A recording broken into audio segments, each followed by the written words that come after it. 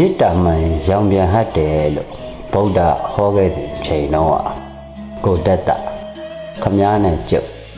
ဗုဒ္ဓမမြင်ခဲ့လို့ထင်တယ်ဆက်ဆက်လိုက်ပုံများရာဇဝင်တွေကိုတွင်းလို့ဒီငယ်ကလေးအတောင်လက်ဆုံမှတော့ဒီတိုက်မြုံစွန့်ခွာခြင်းတာတဘာဝဆံပါတယ်ခုဆိုကျွန်တော်ဘဝတက်လန်းနေလဲပြောက်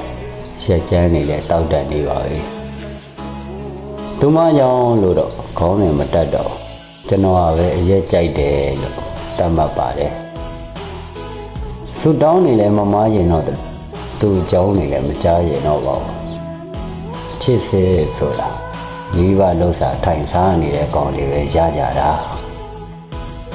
ကျွန်တော်တို့လိုမိသားစုဝင်ထမ်းနေသမျှကာလပတ်လုံးကတော့